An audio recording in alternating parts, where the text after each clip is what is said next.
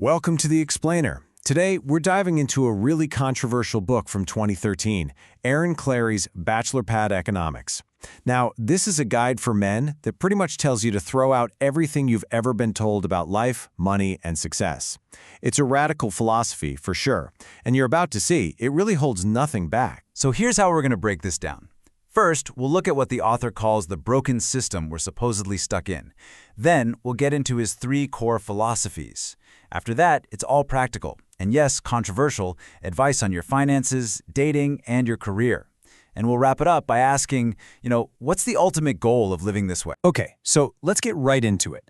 The whole argument of this book is built on a really bleak idea, that the modern world is fundamentally broken.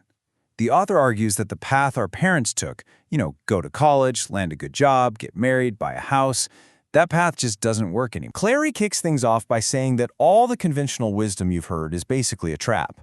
He paints this picture of a society where all the big institutions are just failing young men. And if you try to play by the old rules, you're just setting yourself up for financial ruin and, well, misery. And according to the author, this decay is everywhere. He claims feminism has corrupted love and family, that universities are basically debt traps for useless degrees, and that the government is a bankrupt parasite living off the young. It's a vision of total systemic failure. And this grim diagnosis, well, that's the entire justification for the radical kind of independence he preaches. So, if the whole system is rigged, what are you supposed to do? Well, the book lays out what it calls an unskippable philosophical foundation for how to live. You should think of it less like a list of tips and more like a brand new operating system for your life. This whole philosophy really comes down to 3 things. It starts with a really basic question. What do you actually want? Not what you're told to want, but what you truly want. From there, it says you have to see the world through this lens called time theory. And that leads to the final piece of the puzzle, completely redefining what happiness is. Okay. Now, this is the book's big matrix moment, this idea called time theory. The author basically says that once you get this, it's like Neo seeing the code. The idea is that money, products, services, they aren't just things. That phone in your hand, it's not just a phone. It's actually crystallized human time. It only exists because someone, somewhere, spent a piece of their one and only life to make it. So if everything is just a measurement of time, then you can start to play the game differently. The logic in the book is pretty straightforward. Make your time more valuable than other people's by learning skills that are in high demand.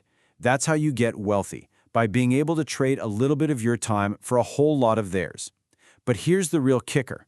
The book argues that the most valuable way to spend your time, genuine human connection, is actually free. Right, so if true happiness doesn't cost anything, and every dollar you spend is really just you spending your own life, then how should you handle your money? Well, this leads directly to the book's hardcore minimalist approach to finance, where spending thoughtlessly isn't just a bad habit, it's like the ultimate sin. To really hammer this point home, the book uses the price of a new car back in 2013 as an example. It calls this purchase insane. Why? Because it argues it's one of the single worst financial moves a young person can make, locking up their precious time and money for years in an asset that's just losing value every single day. So you can forget about those complicated budgeting spreadsheets. The book says to throw all that out. Instead, it offers up the lazy bachelor budget. And really, it's not a budget at all.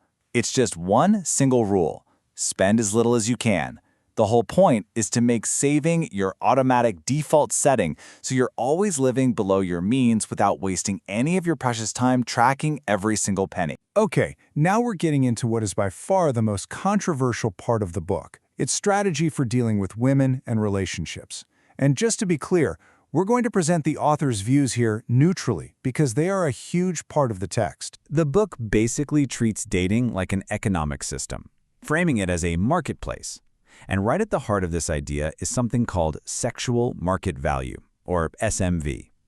This is presented as a man's sort of quantifiable attractiveness score, and the book argues that your main goal in the dating world should be to constantly increase that score. So in this so-called marketplace, the book claims that your attention is a form of currency. If you give too much of it away, its value just plummets. This is why it argues that desperation is the #1 killer of your SMV. The strategy it proposes is pure economics. You have to create scarcity. By making your attention a rare commodity, you automatically make it more valuable. A huge piece of this worldview is the author's direct and very harsh critique of modern feminism. He claims it has ruined the dating landscape by promoting what he calls 4 central lies.